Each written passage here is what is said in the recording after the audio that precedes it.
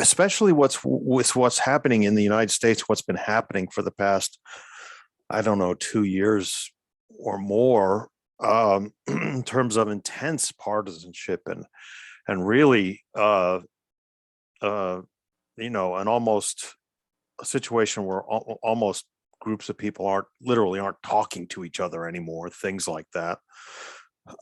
It's very interesting that we happen to be coming up on the sectional crisis, which is undoubtedly, unless things now got much worse, undoubtedly the worst period that Americans and American history has ever been through. It's not just the fact that it ends at a civil war; it is is the fact that the bad blood, if you will, boils intensely in the 1840s, and then 1850s. It gets much worse. So I don't want to make too much of this, because it's not, historical parallels with the present are never completely accurate, and they're never, it's not, this isn't just like the 1850s or anything like that. I'm not one of those people who makes those claims, but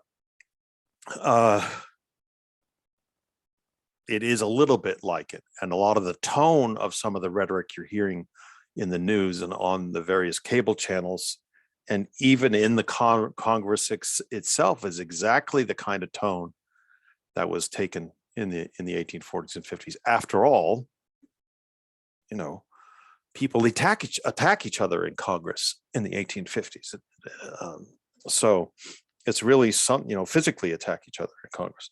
It's really quite something. And I wouldn't be surprised, and cooler heads than mine have even said recently they wouldn't be surprised if there are actual physical outbreaks on the floor of Congress between congressmen, representatives, and senators, and various things. So if you're not a person that follows the news every day, this might be a good time to start, not because of the shock and awe value, but because of the fact that it is kind of similar to what we're talking about. But let's go ahead and talk about Manifest Destiny and the discussions for this morning. Let me just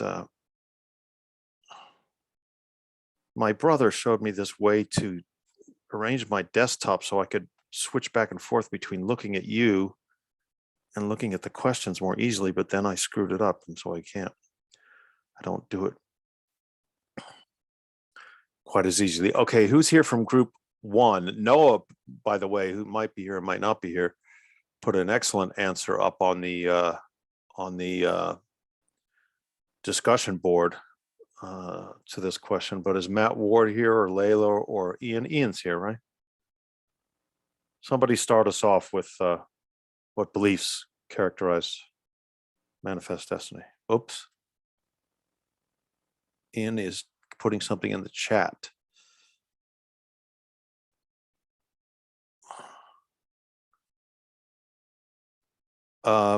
Is your mic not working, Ian?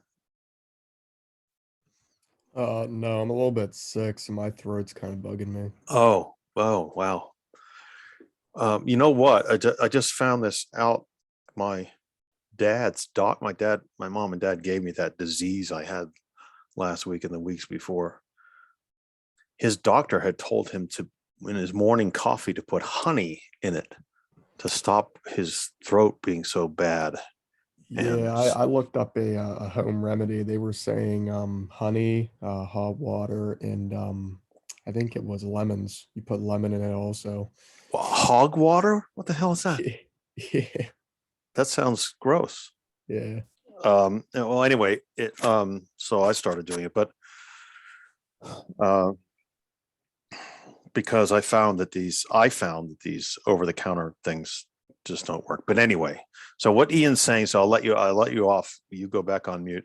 Without giving away the entirety of the answer, there are a few reasons that would actively push Americans to seek the expansion of democracy and follow Manifest Destiny. The first being basic American values and institutions. These include freedom, family values, religious involvement in schools, to name a few. Another is God and the Constitution both have a relationship that idealized freedom and democracy in the free world, and our a status of leadership and free markets even today. Sorry, I have some kind of sickness and my voice isn't the greatest. Yeah, and I think that what Noah says this morning also in the overwhelming self-confidence in American values, and the overwhelming self-confidence in the future beneficence of American institutions is really, well, it's overwhelming, is extremely strong in this period, and that helps drive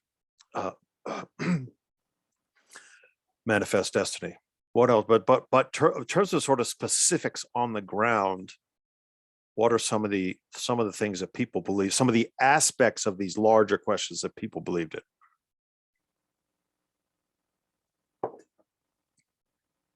One of them is extremely pedestrian, but it's something that we need to always remember. Who else is here from this group? Olivia Andrews here, right? No. They also had the belief that like American expansion west. Sorry, I was a little bit. Yeah, I was saying, so I thought you weren't here because I thought you weren't here. I was just praising you. There was the American belief that expansion westward was really backed and ordained by God and the Constitution.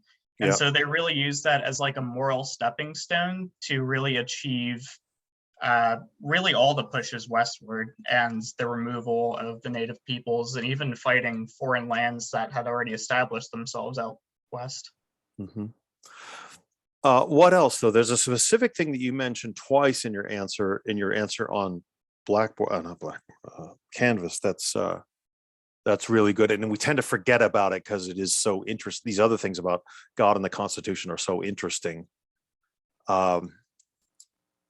What else is there? What are some of the specifics that you mentioned?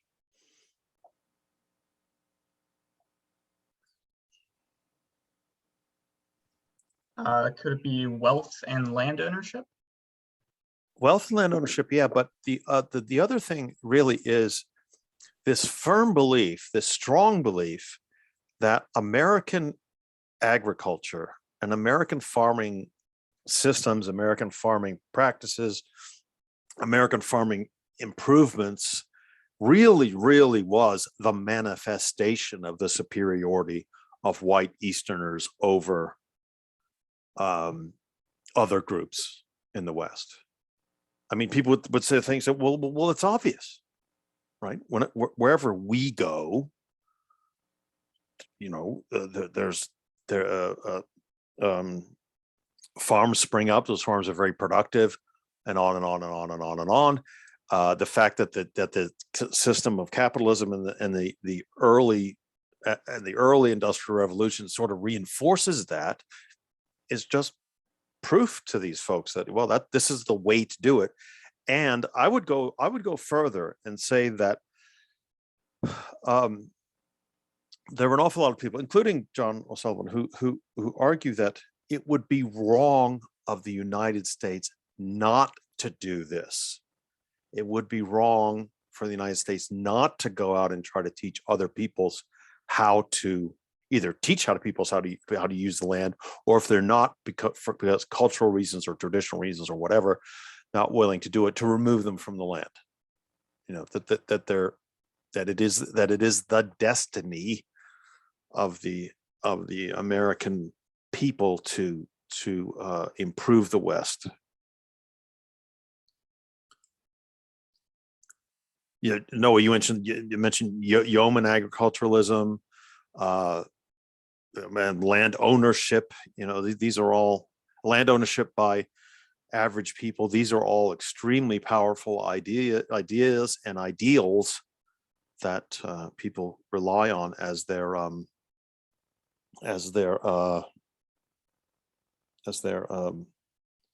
justification for the movement.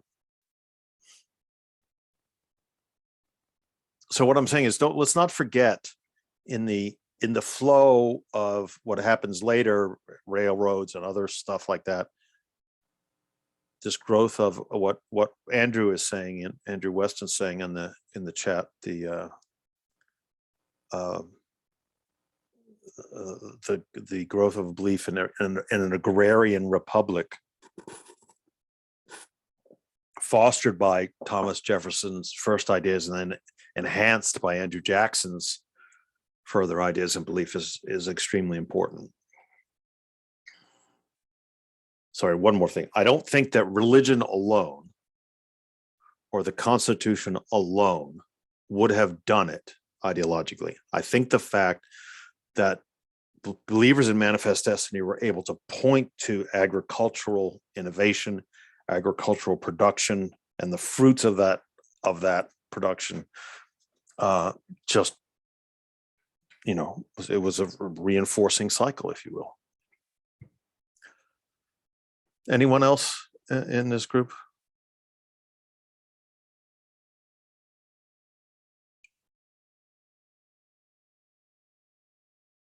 All right, what about number 2? This is Abigail, Katie, Ben, Jeremy, Jana, Giovanna, and Simon. Why did the United States go to war against Mexico?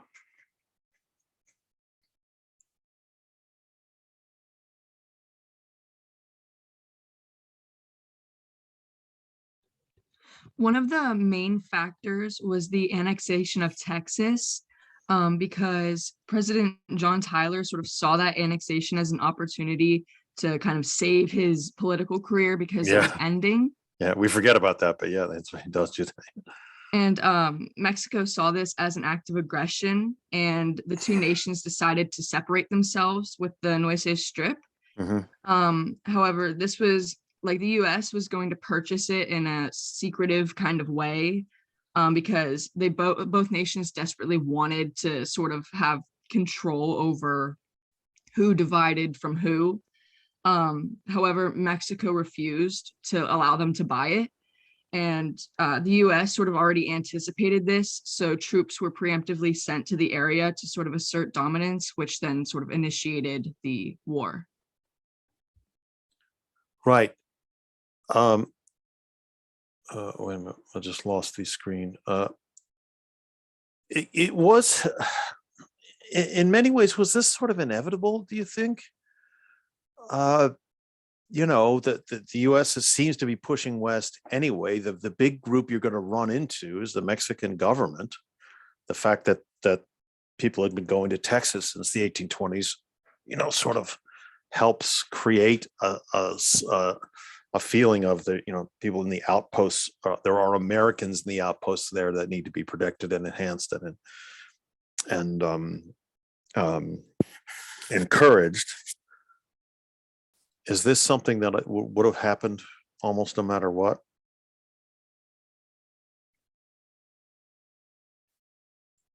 Well, I mean, in theory, obviously, if the Mexican government had been more powerful, Mexican military had been more powerful, it wouldn't have happened. But it, in a funny sort of way, is the idea of the inevitability of Manifest Destiny sort of true? For good and or bad or both, you know, that the US was going to do this probably anyway. It was just a matter of when and what was the justification for it. Sorry, I'm talking too much. I'm turning this into a lecture. I didn't want to do that.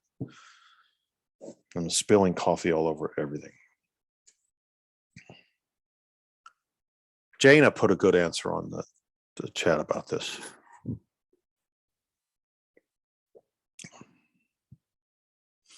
Interestingly, a lot of the things that are going on, like I said, about the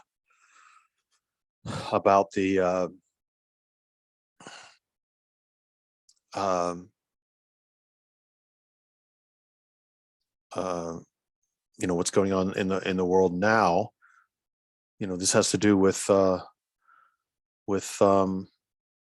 immigration, right? It just happens to be immigration in the other way, but it was immigration.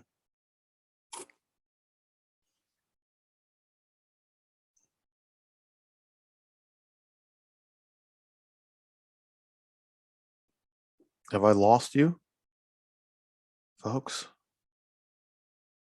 Who else Wait, is what it? did you say? Have I lost you? Are you there? I was just saying, you know, a lot of what's going on in this period from the 1820s to the 1850s is this question about immigrants.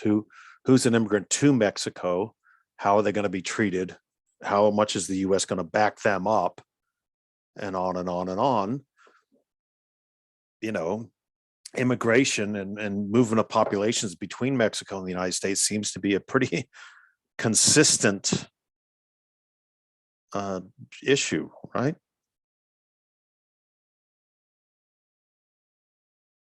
All the way until now.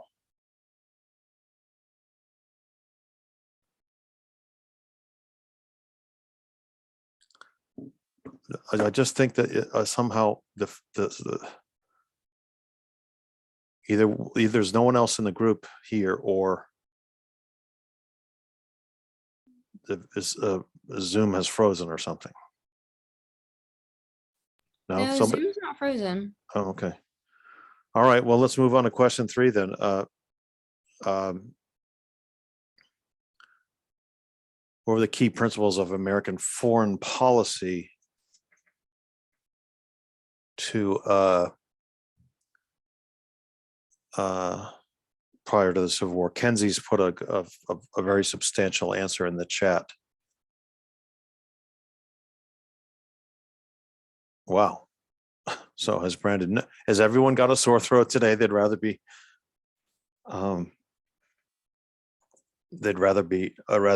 put stuff in the chat.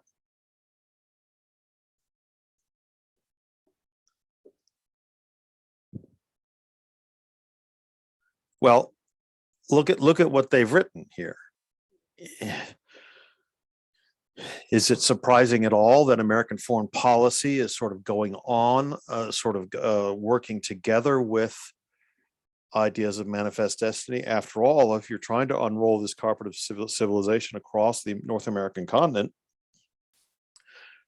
the last thing you want to do is this for instance, the Spanish government to get ally itself on behalf of its former colony, Mexico, and jump in. It's very problematic to say, okay, the British want to. It would have been very problematic for the British to want to expand their power in Oregon. Okay, so a manifest destiny and the Monroe Doctrine going hand in hand.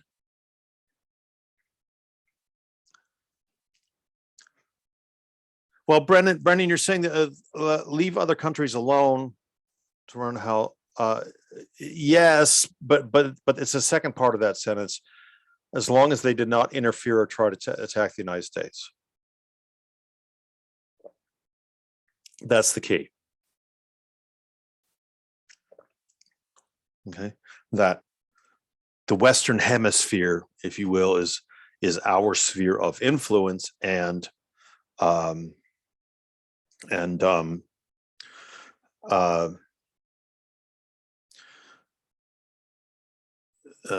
foreign or European, specifically European interference will be fought.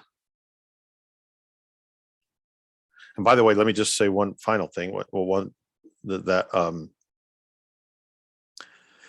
It's highly doubtful that the Spanish government would have jumped in to ally themselves with the Mexican government, possibly partly because the Spanish government is weak in this period. One of the reasons Mexico is able to gain independence.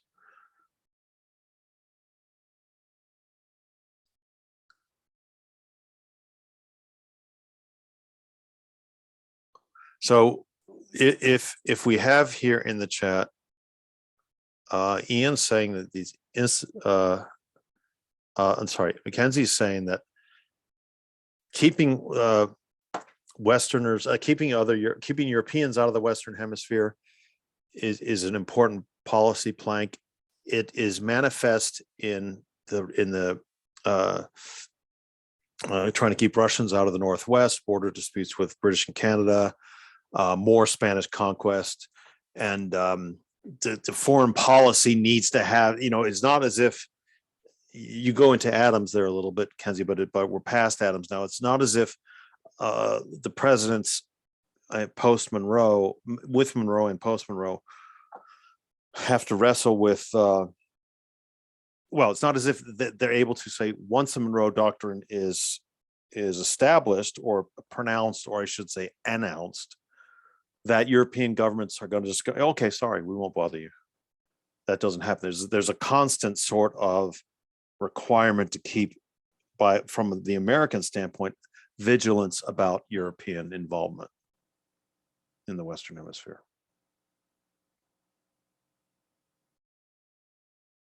Now, maybe it's too much to say these things all roll together, but it certainly doesn't hurt that Manifest Destiny is an ideology that believes in the goodness of what the U.S. government is doing and the correctness of what the U.S. is doing and the inevitability of what the U.S. is doing. I don't think that's the fact that it works so well.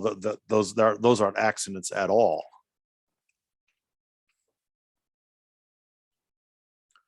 All right. Well, everyone is doing everyone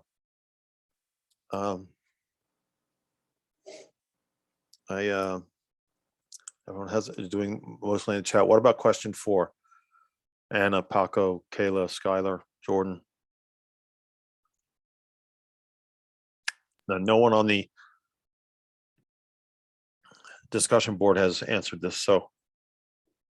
So for that question, my basic opinion for before the whole like reading was kind of it was like a growing empire. Mm-hmm. Where the South was an absolute economic unit with the help of slavery, like everything was going on, they were booming. And with expanding out west with the gold rush, people were flooding out there, so the population out there was exploding. So it was growing into an empire. Mm-hmm. Now notice that until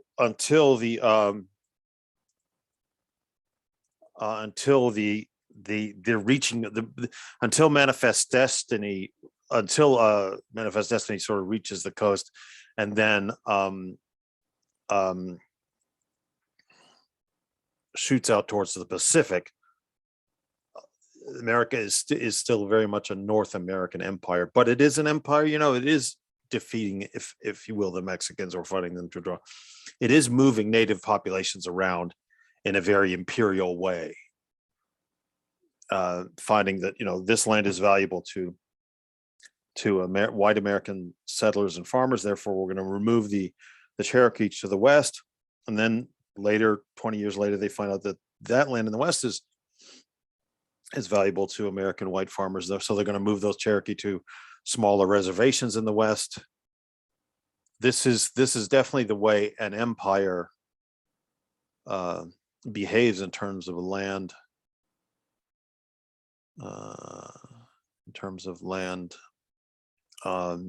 Grabbing. Josh has written, security was a big part of their foreign policy. Yep, right. Basically looked on to avoid affairs with their nation, economic prosperity. What else about this empire question?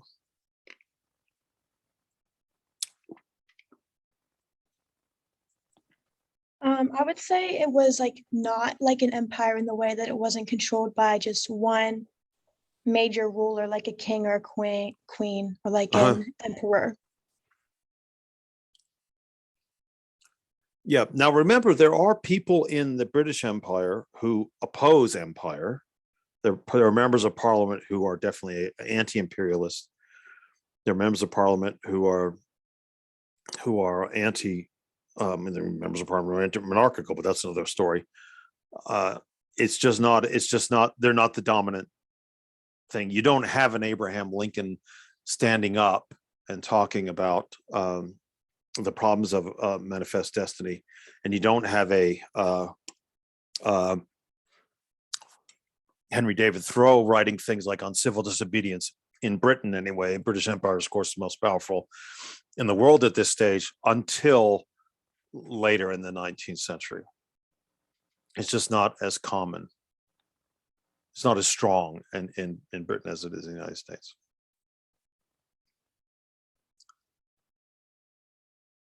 I think one of the things to avoid is to think the only way a place can be an empire is if it has massive numbers of overseas possessions, that is far flung, that the sun never sets on an empire. The sun never sets on the British Empire, but actually that doesn't occur till 1914, so it's relatively late in the game.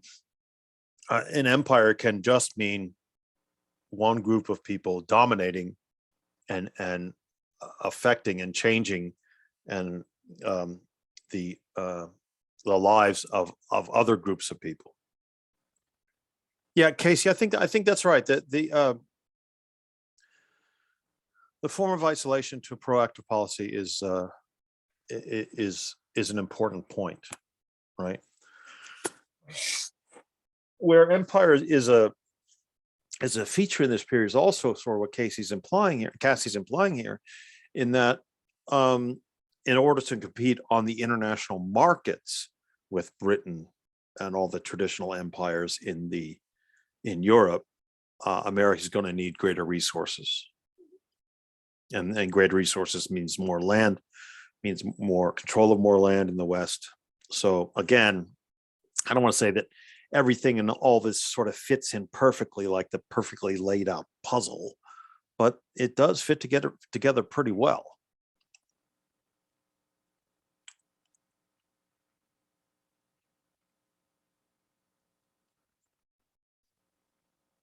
All right, did American growth help or hinder national unity?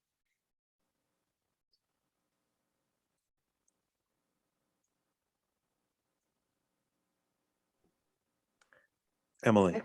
I feel like it kind of hindered it Mhm. because this meant like when there was like a rising in the population, this meant like more competition for like resources and like different land and different spaces. And it caused like an outcast of certain groups. Yep, that's true.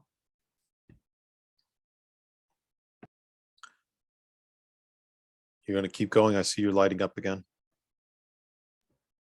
I mean, I don't, let's see, what else do I have here?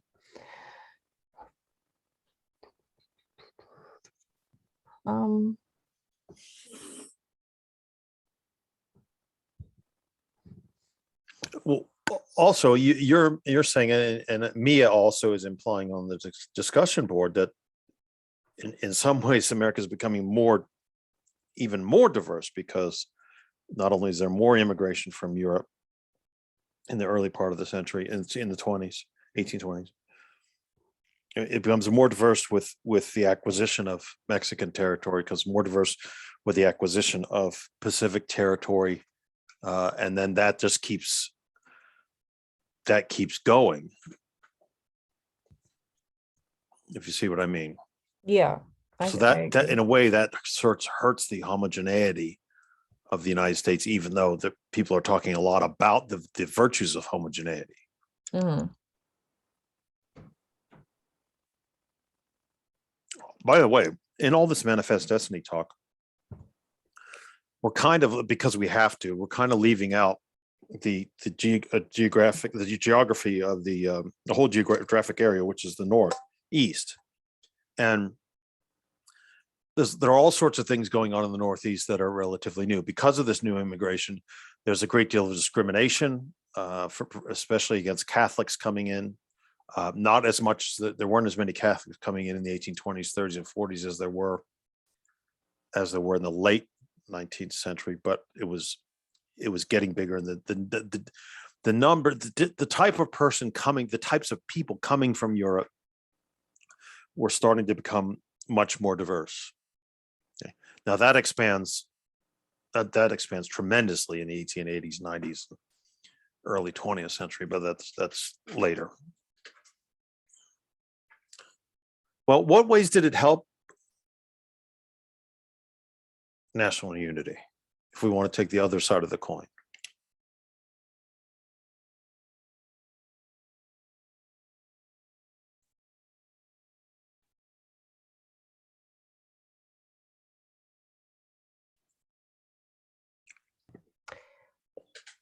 Like which way did we think it would help? Like we Well, thought there's like, it would that. help That's very important. The way people like think we is it thought it will would help. help, and like we thought it would like bring more people together, but it really didn't. It did the like complete opposite, basically. Sorry, can you say that again? Like we thought it was gonna bring more people together, but it really didn't. It kind of just divided them up more. Well, I think the fact that the ideology of manifest destiny is taken up by the majority of American people and believed by the majority of American people, at least the majority of American people who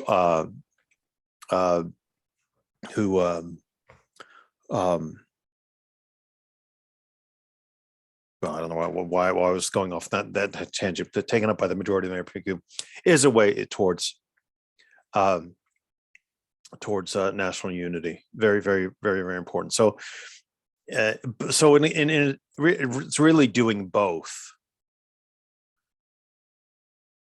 It's unifying, but it's only unifying really a group of people who sort of believe this stuff. Anyway, after all, it can't have done a tremendous job of creating national unity because the country falls apart in 1860 or splits in 1860. So it's not like manifest destiny solves any long-term problems. It doesn't solve. In fact, you could argue that it opens up the question of slavery a lot more strongly, and because slavery becomes extremely problematic or more problematic than before because of this question of what's going to happen to different states in the West. Sorry, my office chair is not very comfortable, and I'm squirming around like a toddler.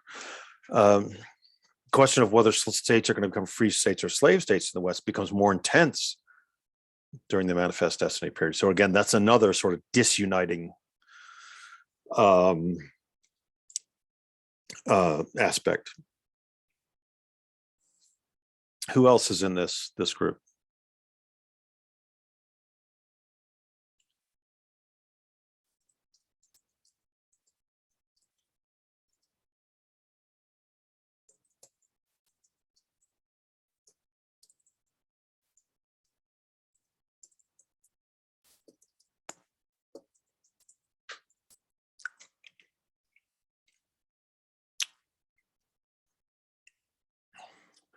Okay, well, go through these answers again, start working up your outlines and everything for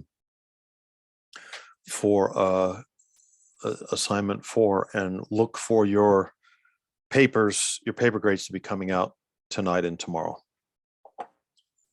We can end it there. Sorry the class is so short, but I think maybe the discussion board is cutting down on our discussion participation in class, and therefore it's shorter. Okay. Sounds good. Thank you. Sounds good. Okay, I'll put the video of this up in a few minutes because a lot of what I said was absolutely genius and you should remember it. Okay, adios. Okay. See ya.